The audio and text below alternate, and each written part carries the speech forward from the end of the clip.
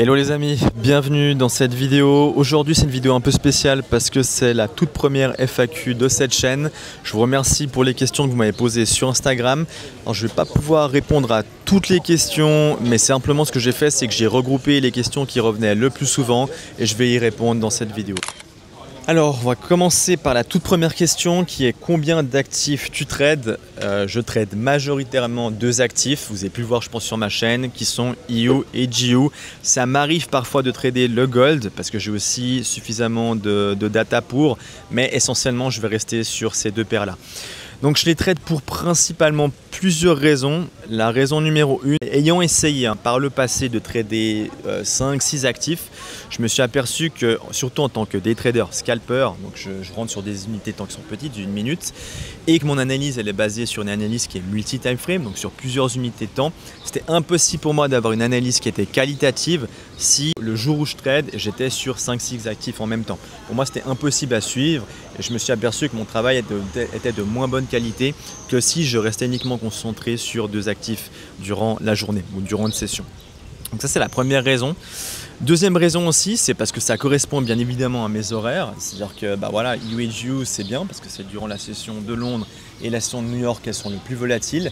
Et en sachant que généralement, je trade entre 9 h du matin jusqu'à maximum 17 h en fin d'après-midi, eh bien ça correspond bien à mes horaires. Donc ça, c'est aussi une autre des raisons pour lesquelles j'aime bien évidemment ces deux paires-là. Troisième raison, c'est la corrélation. J'aime beaucoup parce que la corrélation m'a permis plusieurs fois de me sauver d'entrées que j'aurais pris s'il n'y avait pas eu probablement cette corrélation entre les deux paires. Mais parfois quand les signaux sont un petit peu contradictoires, ça me permet aussi de repérer différents niveaux et de regarder surtout parfois quelle est la paire qui a tendance à influencer, en tout cas durant la session, l'autre paire. Donc parfois c'est GU qui peut influencer EU et parfois c'est l'inverse. Et ça m'a permis justement parfois d'éviter certains stop loss. Donc je trouve que c'est aussi intéressant, ça peut apporter des informations supplémentaires. Donc après, l'idée principale aussi sur le fait de rester sur deux actifs seulement, principalement, c'est que vous allez les connaître en profondeur. Et moi, j'ai eu suffisamment maintenant de data, de données pour connaître véritablement en profondeur, presque par cœur je dirais, ces deux paires-là. Et c'est pour ça que ça me permet d'avoir des entrées aussi qui sont précises, d'avoir créé aussi un système qui me permet de repérer quels sont les setups qui sont à haute probabilité. Après, je pense que c'est un petit peu comme un sportif de haut niveau. Vous ne devenez pas bon forcément en touchant à tout, vous pouvez être bien, mais pas forcément excellent. Et c'est plutôt en se concentrant sur peu d'actifs, mais en répétant à chaque fois les mêmes choses de plus en plus et en s'améliorant au fur et à mesure que vous allez vraiment maîtriser parfaitement ces actifs-là. Donc évidemment, je dis ça parce que je suis scalper. Si j'étais, je pense, swing trader, ce serait différent parce que les opportunités seraient peut-être plus rares et j'aurais besoin de trader sur plusieurs actifs. Mais quand vous êtes, je pense, scalper, restez sur le minimum d'actifs. À mon avis, c'est le meilleur choix. Alors, on va passer à la deuxième question qui est combien de trades en moyenne? Ça peut surprendre parce que même si je fais du scalping, donc c'est des entrées à la minute, je vais vraiment rester sur un côté très sélectif et très strict. C'est-à-dire que je n'ai pas forcément une moyenne, mais à la semaine, ça peut être en 0 trade. En gros, je ne vais pas du tout trader. Si je n'ai pas de setup à haute probabilité, je ne vais pas rentrer tout simplement. Jusqu'à, si ça a été une très bonne semaine, on va dire à peu près 4 trades dans la semaine. Mais en général, ça veut dire quoi? C'est-à-dire qu'il y a des jours, un jour ou plusieurs jours, où je vais simplement pas trader, je vais rester à l'écart du marché. J'ai défini des plans d'action. En fait, mon système il est basé sur des plans d'action. Mais les plans d'action sont uniquement pour des trades qui sont à bonne voire haute probabilité. Et donc, je préfère plutôt être sélectif. Et c'est ce que je me suis aperçu aussi au vu des data que j'ai collectées dans mon journal. Qu'en voulant forcer des trades, finalement, j'avais tendance à avoir de moins bonnes performances. Donc, plutôt que de chercher à prendre nécessairement une entrée parce que voilà, il ne s'est rien passé et puis que j'ai envie d'un peu d'action, ça je le fais plus du tout maintenant. Et donc plutôt que de prendre un trade qui va être moyen, je préfère passer à côté donc d'une opportunité à probabilité moyenne, mais rester sur des trades à haute probabilité et rester donc sur quelque chose de beaucoup plus qualitatif. Donc pas une approche basée sur la quantité, mais beaucoup plus sur la qualité. Et donc chaque entrée, elle doit vraiment répondre à des critères précis qui sont définis dans mes plans d'action. Et c'est en tout cas par les datas que j'ai, où je m'aperçois que c'est beaucoup mieux d'être qualitatif même quand on fait du scalping. On va passer à la question suivante. Quelle est la pire erreur que tu aies faite? Alors j'ai fait beaucoup d'erreurs, ça c'est la première chose. Je pense que j'ai à peu près fait déjà toutes les erreurs qu'un trader il peut faire. Mais je dirais que si je devais choisir une qui m'a, enfin la pire je sais pas, mais je pense celle qui m'a le plus freiné dans ma progression. Parce qu'en fait c'est, je dirais par rapport aux erreurs que vous faites, c'est celle que vous allez répéter le plus souvent. Et je dirais celle que j'ai répétée le plus souvent, donc en gros qui m'a coûté beaucoup en termes de temps, d'énergie, d'argent, c'est le fait de ne pas avoir compris suffisamment tôt que le trading, c'est pas, en fait je ne suis pas rémunéré en tant que trader pour avoir raison. Et ça c'est quelque chose que j'avais de la peine à accepter parce que très certainement aussi par rapport à mon background, à l'école universitaire, dans le métier aussi que j'avais, en gros plus vous apprenez normalement dans les études, plus ensuite la probabilité que vous ayez entre guillemets raison, en tout cas que vous ne vous trompiez pas dans ce que vous dites, eh bien elle est élevée. Mais en trading c'est pas le cas, c'est-à-dire que même un setup à haute probabilité fait que vous avez par exemple je sais pas, 80% de chance ou 90% de chance que votre trade y passe, il y a toujours un 10% de chance que votre trade ne passera pas. Et ça c'est quelque chose que j'avais de la peine à accepter, c'est ma capacité à passer à autre chose qui était extrêmement compliquée. Et ça j'ai eu beaucoup de peine à le faire parce que j'étais toujours bloqué dans cette optique de vouloir avoir raison.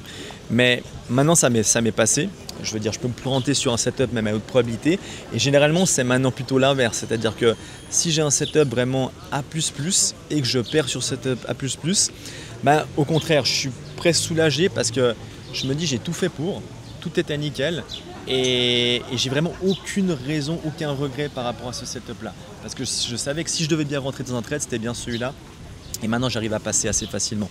Mais je dirais que ça c'est je pense l'erreur qui m'a le plus freiné, c'est d'avoir pas compris suffisamment tôt que il faut que j'arrête d'avoir raison, il faut que j'arrête de penser que je peux avoir un taux de réussite encore plus élevé avec les années d'apprentissage et que finalement c'est pas du tout ça qui allait me faire gagner plus d'argent. C'était ma constance, ma gestion du risque, le respect de mes règles et ma capacité à oublier d'avoir raison mais à passer rapidement à autre chose, donc c'est-à-dire à la prochaine opportunité. Comment est-ce que tu gères ton stress ou les séries de pertes? Alors je dirais que la première chose importante c'est que on va pas se mentir, le trading, oui, il y a une part de stress, on ne peut pas supprimer le stress, ça c'est impossible. Il y a toujours une petite part, évidemment, où ce métier reste un petit peu stressant.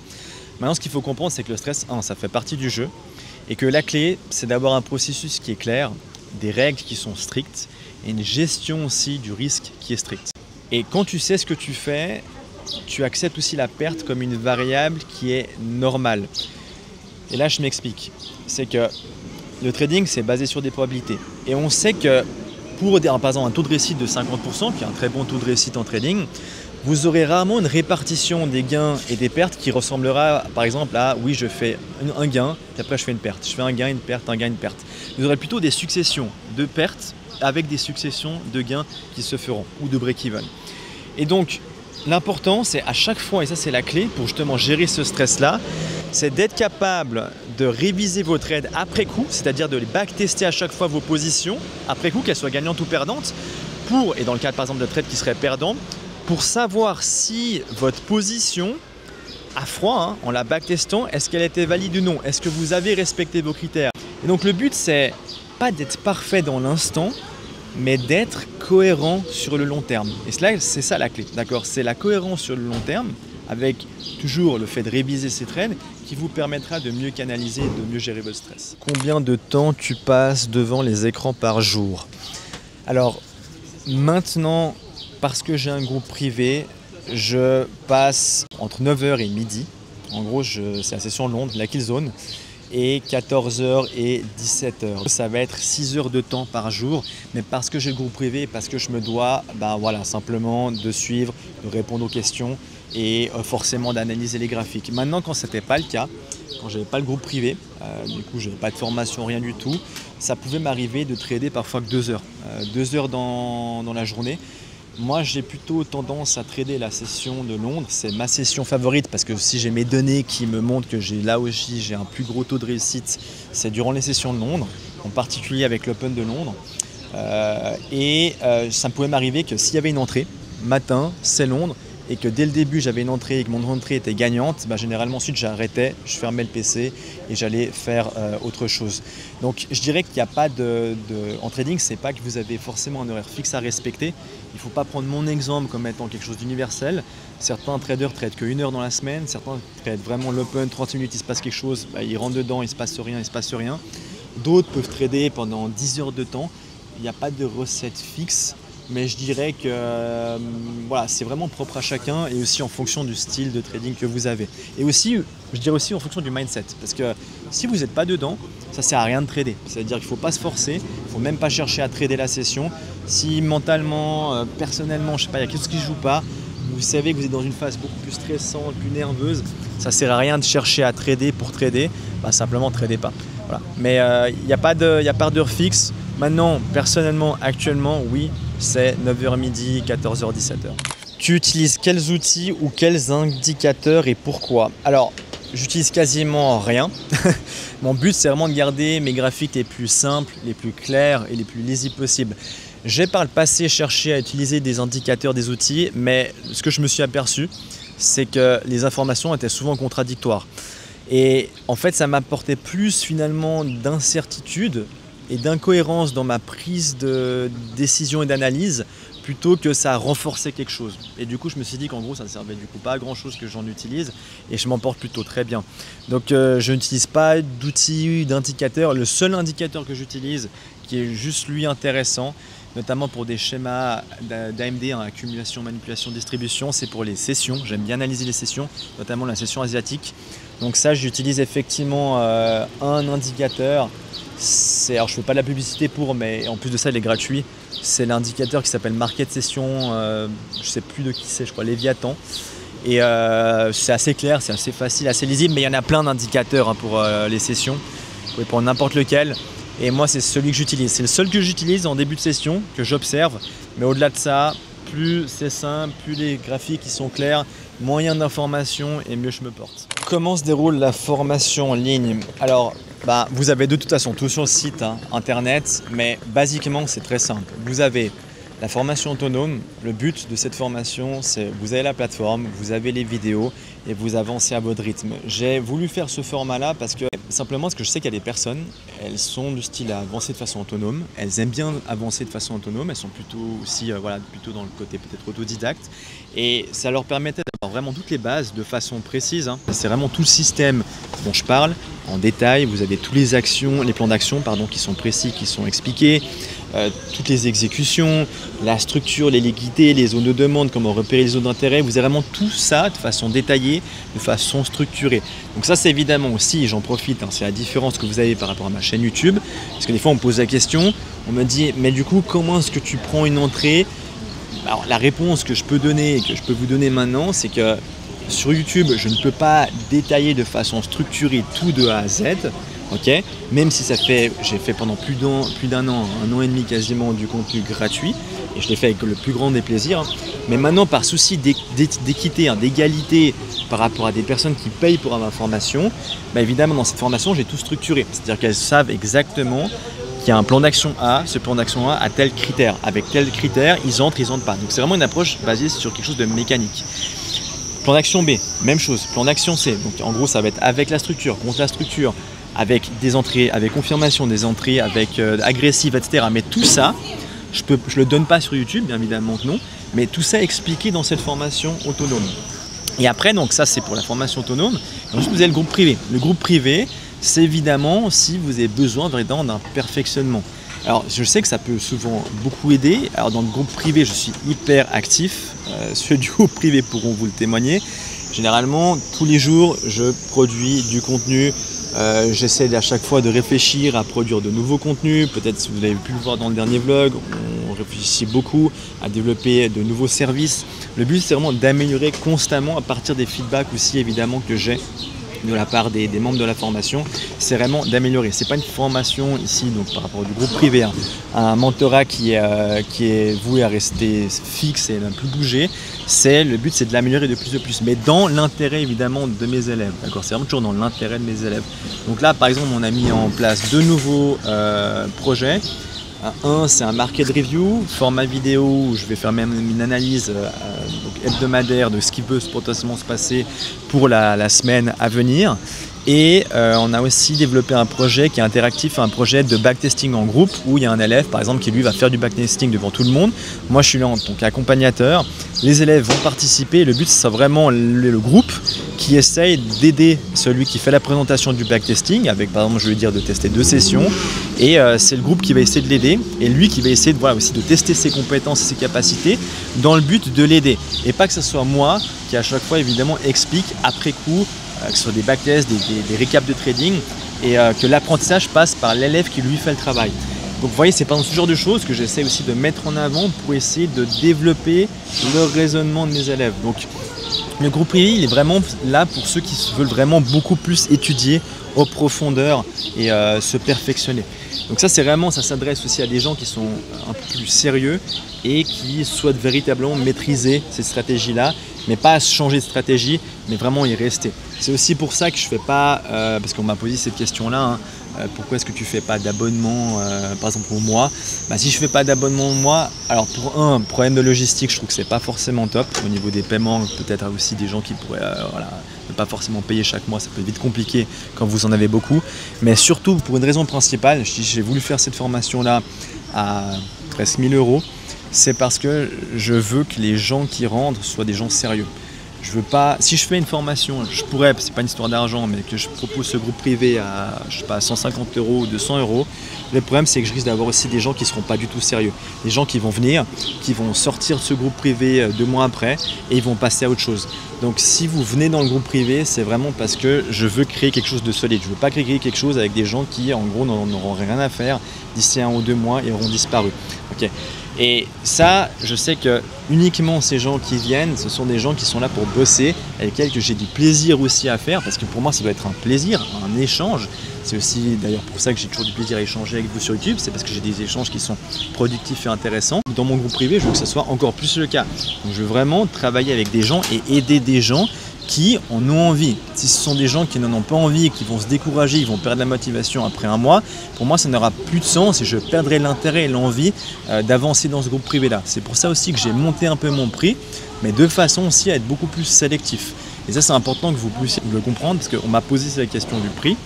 Mais ce prix-là est aussi d'une façon à sélectionner, à filtrer les gens qui seraient juste là de passage et qui ne sont pas sérieux, des gens qui eux seront sérieux et que ça en vaut la peine pour moi, que je me donne à fond pour eux et aussi que j'ai du plaisir, parce que ça doit être, c'est un échange, mais que j'ai aussi du plaisir à pouvoir le faire. Combien de temps il t'a fallu pour être rentable? Alors il m'a fallu presque 3 ans. À nouveau, il ne faut pas par contre prendre mon exemple pour quelque chose de normal, c'est pas la norme. Certains je sais qu'ils peuvent y arriver avant, d'autres ça leur a pris aussi beaucoup plus de temps. Je pense que c'est très propre à chacun. Pour ma propre expérience personnelle, moi j'ai pris 3 ans pour la simple et bonne raison que la première année, alors j'ai pas commencé par scalping, j'ai cherché à faire du swing, mais après un certain temps, et aussi évidemment avec très peu de connaissances, déjà, première chose, je prenais pas le trading au sérieux, j'étais là pour les gains d'argent, je me fichais un peu du trading, le trading ça m'intéressait pas trop, je pensais qu'on pouvait trader de façon simple et je m'étais pas aperçu en gros effectivement que ça demandait un véritable engagement. Donc j'ai pris du temps par rapport à ça, le fait que je ne l'ai pas pris au sérieux. Deuxième chose, c'est que ça m'a pris du temps parce que j'étais sur du swing et le swing je me suis aperçu que c'était pas du tout mon style. J'avais tendance à regarder les positions le soir, j'étais dans l'anxiété, je dormais pas bien, j'étais ailleurs quand j'étais dans une position, je regardais tout le temps mon téléphone, etc., ou mon PC, donc c'était pas quelque chose de sain. Donc le temps déjà que j'arrive à trouver aussi mon style de trading, ça m'a pris en tout cas plus d'1 an. Et ensuite quand je suis venu dans le scalping, il a fallu aussi que je trouve quelque chose qui m'intéressait, qui me parlait. Et quand j'ai trouvé enfin ces concepts d'ICT, de SMT qui m'ont parlé, il a fallu après que je m'aperçoive que c'était avec des outils, que ce n'était pas une stratégie en soi. D'accord, donc SMT, il n'y a rien de miraculeux, c'est rien de spécial, ça existait déjà, c'est juste que ça a été formulé autrement. Par contre, ensuite, là où je l'ai pris au sérieux le trading, c'est quand j'ai commencé à backtester moi et à m'apercevoir qu'il y avait certains éléments qu'il fallait que je prenne en considération pour que ces outils ICT, SMC ait du sens, d'accord? Parce que sinon pour moi ça n'avait aucun sens et effectivement en voulant les appliquer de façon assez basique comme je le voyais sur certaines vidéos YouTube, ça ne fonctionnait pas. mais pourtant ça avait quand même un certain sens pour moi. Donc je me dis ok, tu sais quoi, tu vas backtester, tu vas prendre le temps de backtester, et après évidemment 2 ans de backtesting quasiment, j'ai pu vraiment raffiner mes paramètres, avoir des entrées précises, des critères précis pour me rendre compte qu'est-ce qui était un setup à probabilité moyenne, qu'est-ce qui était un setup à probabilité haute, et ensuite à établir des plans à partir de ça. Mais donc le temps de tout structurer, etc., bah, il a fallu effectivement, et de choisir mon style, il m'a fallu voilà, 3 ans. Mais après je dirais que c'est propre à chacun. C'est clair que si j'étais peut-être rentré dans une formation groupe privé, et puis que j'avais la possibilité tout de suite de tout avoir clé en main, et d'avoir été sérieux dès le début, donc d'avoir eu l'envie, la motivation de me dire je veux être trader, et je vais faire ce qu'un trader veut, et pas de penser voilà, gain rapide, gain facile, parce qu'au début j'ai eu cette mentalité-là. Bon, malheureusement, je pense comme un petit peu tout le monde, bah, peut-être que j'aurais pu le faire déjà en 1 an et demi, ça aurait été fait. Mais voilà, après, je pense que chaque bonne expérience, elle est bonne à prendre. Je ne regrette pas d'avoir pris ce temps-là. L'important, c'est d'y arriver. Après, peu importe le temps qu'il faudra, si vous y mettez les efforts et l'implication, vous y arriverez. Et moi, voilà, j'y suis arrivé après 3 ans. Voilà, cette vidéo FAQ est terminée. J'espère que ça vous a plu. Je pense que j'en referai une dans les prochains mois. D'ici là, en tout cas, je vous souhaite une très bonne semaine. N'oubliez pas de mettre un petit like à cette vidéo. Ça fait plaisir. Et puis moi, je vous dis à très bientôt. Ciao, ciao.